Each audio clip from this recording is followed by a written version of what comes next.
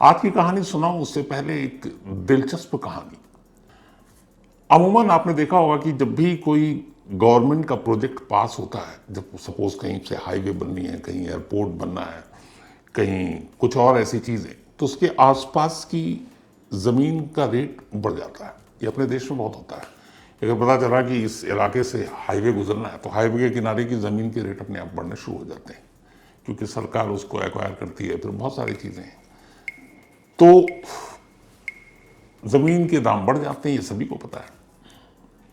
अब जैसे अभी फॉर एग्जांपल नोएडा के पास जेवर एयरपोर्ट बन रहा है, तो अब जेवर एयरपोर्ट बनने की वजह से उसके आसपास की जो जमीन है, वो जो पहले कौड़ी के मोल में मिलता था, आजकल हर बड़ा बिल्डर वहां पहुंच चुका है और जमीन के दाम आसमान छू रहे हैं। आने वाले 5-10 साल के बाद पता नहीं रेट कहाँ जाएगा। जैसे IGI एयरपोर्ट दिल्ली में, उसके आसपास की जो कॉलोनी है, वसंत विहार और बाकी, उसके आप रेट देख लीजिए। तो बिहार में एक जगह है पूर्णिया। पूर्णिया में कुछ ऐसे ही बिल्डर भाई के दिमाग में एक खुराफात सूझी। उन्होंने एक गांव में औने पौने में जमीन लेना शुरू कर दिया, क्योंकि गांव कुछ था ही नहीं वहां पे, नदी किनारे की उन्होंने जमीन खरीद ली, लोगों ने भी बेच दिया। अब उन्होंने सपोज एग्जाम्पल के तौर पे 1000 रुपए के हिसाब से उन्होंने जमीन खरीद ली। जमीन खरीदने के बाद इन्हीं बिल्डरों ने अपने आप, वो जो वहां पे नदी थी, वहां पे एक ब्रिज बनाना शुरू किया अपने पैसे से। कोई सरकारी प्रोजेक्ट नहीं है, आधा अधूरा ब्रिज तैयार। उसके बाद चारों तरफ गांव में ये ढिंडोरा पिटवा दिया कि भाई अब यहाँ से पुल गुजरेगा, सरकार ने बनाया है अब नदी के ऊपर से। तो लोगों को पता चला, अच्छा पुल, फ्लाईओवर, तो आसपास की जमीन के रेट तो बड़े महंगे हो जाएंगे। तो अब लोग आने लगे कि भाई ब्रिज के पास की जमीन तो महंगी है। तो जिन बिल्डरों ने औने पौने जमीन खरीद के रख ली थी, अब उन्हीं के पास लोग आने लगे, भैया हमको ये जमीन खरीदनी है। तो जो 1000 में खरीदा वो 10,000 के रेट में बेच रहा है। क्यों? क्योंकि लोगों को लगा कि ब्रिज बन रहा है तो अब तो यहाँ पे सब कुछ अच्छा होगा, तरक्की होगी, और लोग खरीदने लगे। अब ब्रिज आधा अधूरा बन के तैयार है। कमाल देखिए, सरकार, प्रशासन, एडमिनिस्ट्रेशन, वहाँ की जो निगम की बॉडी होती है, म्यूनिसिपल कॉरपोरेशन, वहाँ के इंजीनियर, किसी को ये पता ही नहीं कि ब्रिज बना कौन रहा है, अप्रूव किसने किया है। अब किसी तरीके से इन्हीं बिल्डरों के बीच से बातचीत कहीं से लीक हुई और फिर इंजीनियर साहब तक बात पहुंची कि यार ऐसे से एक ब्रिज जो सरकारी भी नहीं है, अब प्राइवेट बन रहा है और इस वजह से बनाई जा रही है। अब वो हैरान आकर देखा उन्होंने, वाकई खेत के बीच में एक नदी, उसके पास ब्रिज का काम भी शुरू हुआ है।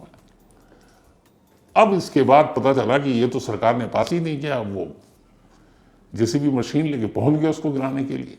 अब यहाँ उल्टा, जिन गांव वालों ने जमीन खरीदी उन्होंने पता है कि तो सरकार पुल बनवा रही है, उन्हें लगा ये क्या, उन्होंने कहा भैया इससे तो हमारी तरक्की होनी है, हम आपको तोड़ने नहीं देंगे।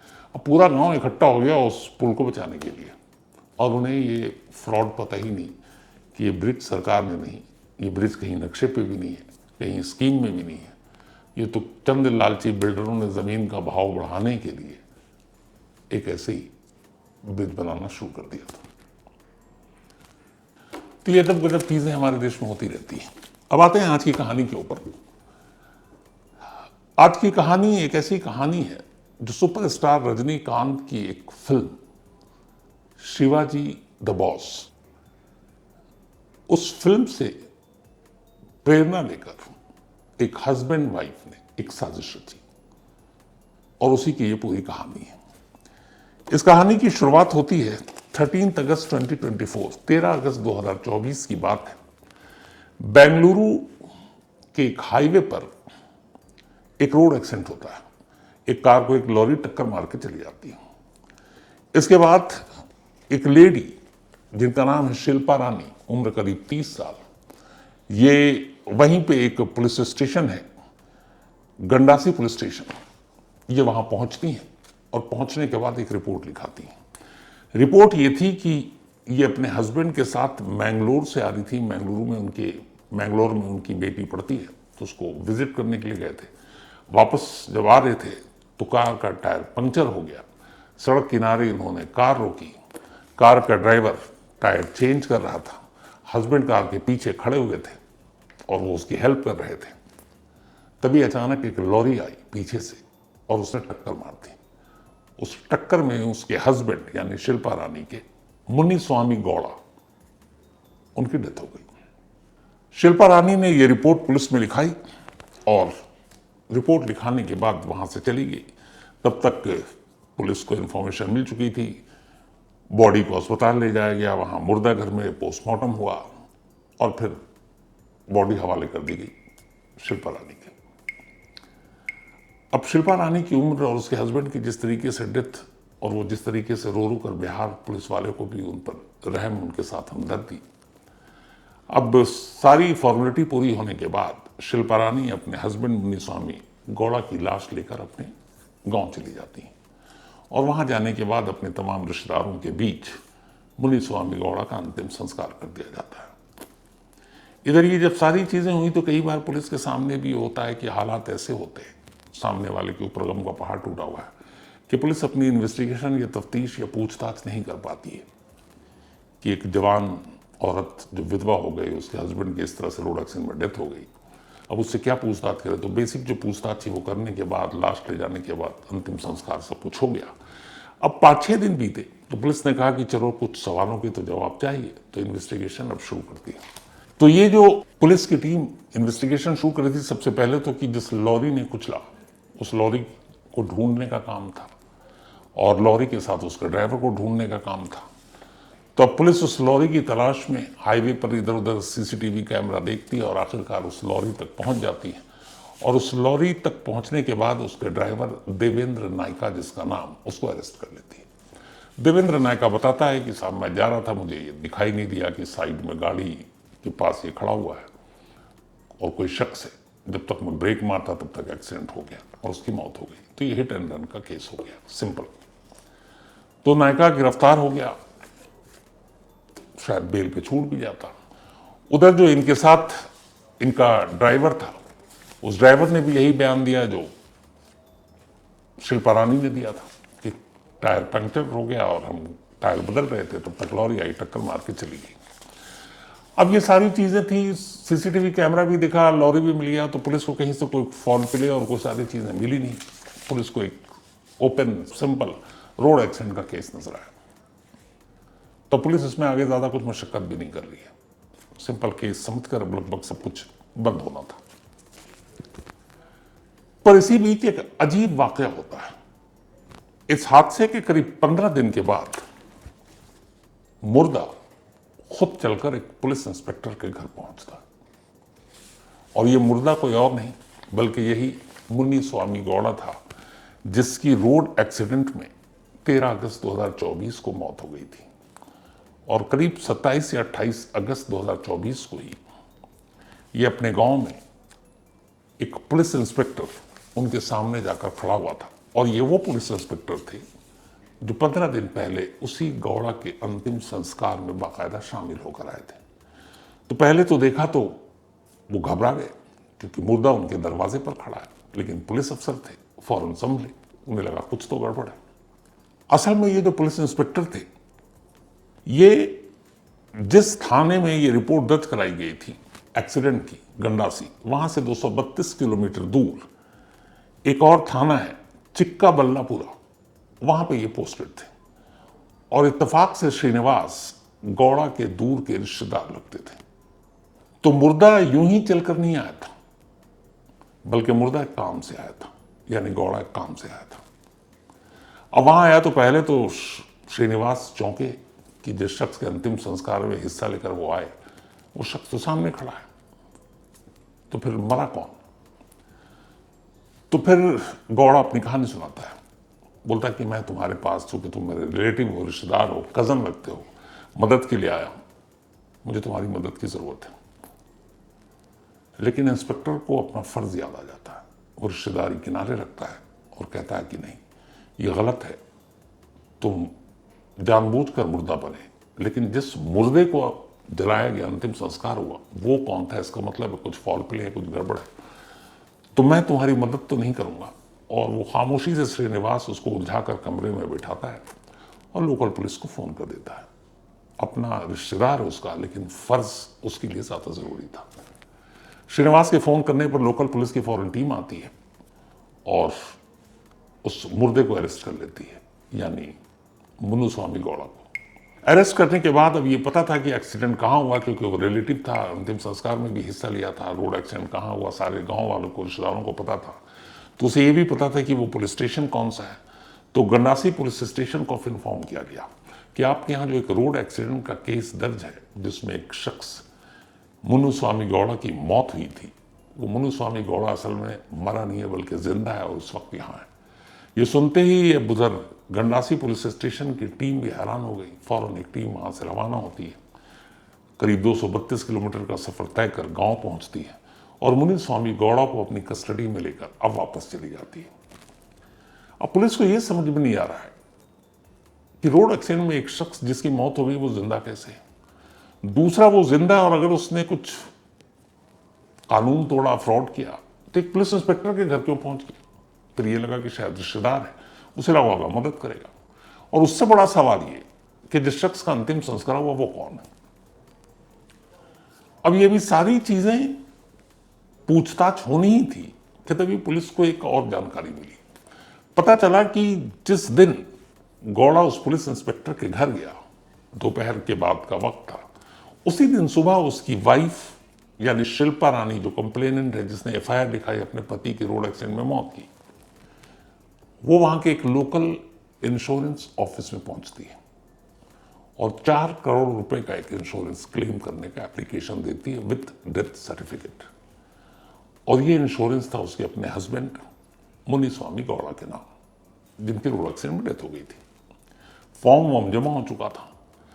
अब इधर जैसी ये जानकारी पुलिस को मिली, पुलिस को लगा कि खेल कुछ और है। अब पुलिस ने वाइफ को भी बुलाया और शिल्पा रानी और मुनुस्वामी गौड़ा अब दोनों थाने में, और उसके बाद उनसे पूछताछ शुरू हुई। जब पूछताछ शुरू हुई तो जो पूरी कहानी सामने आई वो कुछ अजीब सी थी।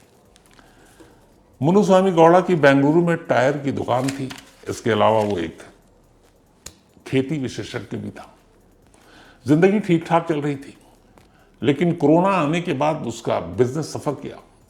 उसने कुछ अपने दोस्तों से, कुछ रिलेटिव से कर्ज लिया। कर्ज की रकम बढ़ती गई, लौटा पाया नहीं क्योंकि कोरोना काल बढ़ता जा रहा था।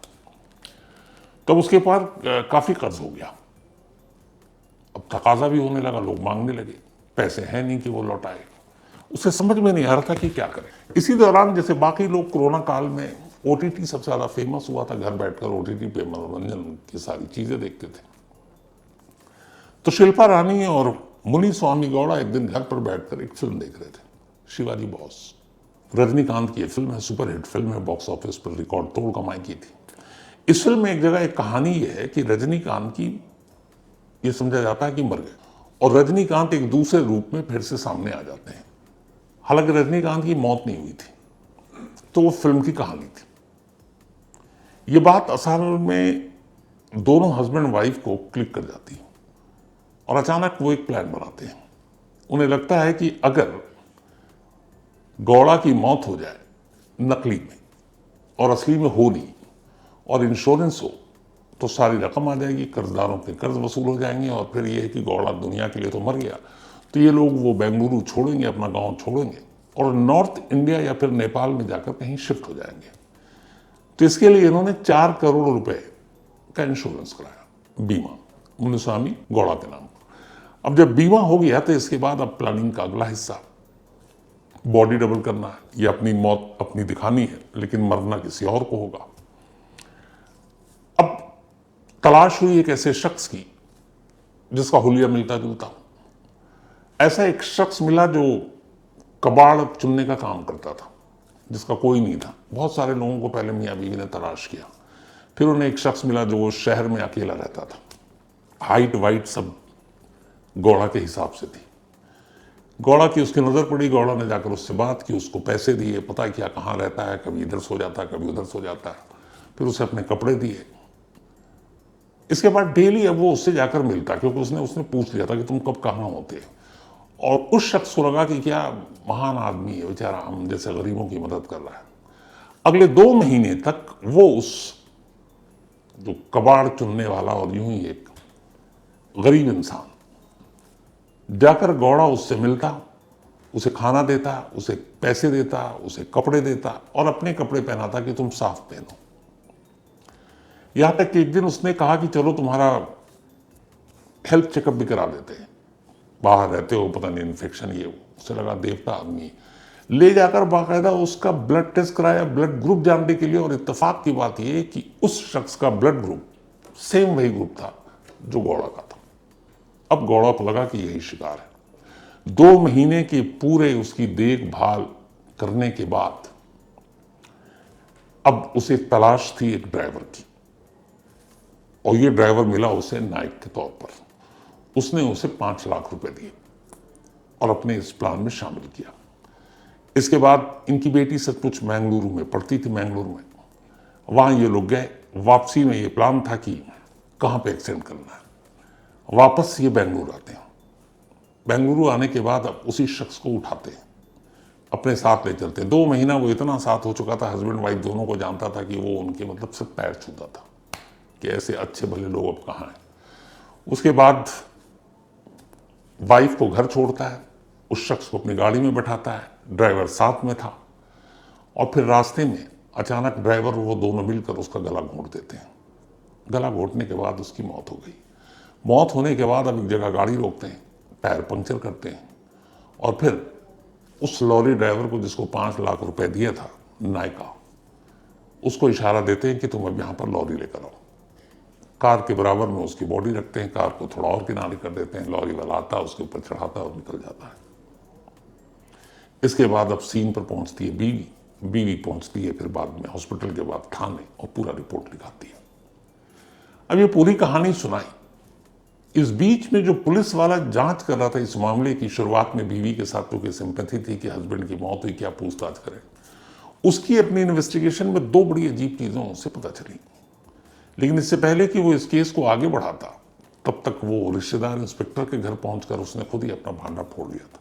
वो 2 अजीब चीजें ये थी कि जिस आईओ को इस केस को सौंपा गया, इस हिट एंड रन केस को, वो हॉस्पिटल पहुंचा जहां पोस्टमार्टम हुआ था। तो जब वो पोस्टमार्टम जहां हुआ वहां पहुंचा और डॉक्टर से बात की, इत्तेफाक से उस पोस्टमार्टम हाउस का एक कर्मचारी पुलिस वाले का जानने वाला था, आए दिन उनका डील होता रहता है। तो उस कर्मचारी ने आकर बताया, जब उसने पूछा कि लाश क्या, कहाँ पे जख्म, चोट, तो उसने कहा साहब उसने एक दिन बड़ी अजीब सी बात हुई थी। उनकी जो वाइफ थी जब बॉडी ले जा रही थी तो चेहरे पे कोई वो नहीं था, चेहरा ठीक ठाक था, पहचान में आ रहा था। बाकी जिसमें बहुत ज्यादा गहरे चोट थे। तो उसकी बीवी ने कहा था कि तुम बाकी गर्दन वर्दन के साथ उसके चेहरे पे जितना बैंडेज बांध सकते हो बांध दो, मतलब चेहरा छुपा दो। तो बोला आमतौर पर ऐसा कोई करता नहीं है, पर चूंकि वाइफ थी, उसने कहा उसका हस्बैंड, तो मैंने चेहरे पे पूरा बैंडेज लगा दिया।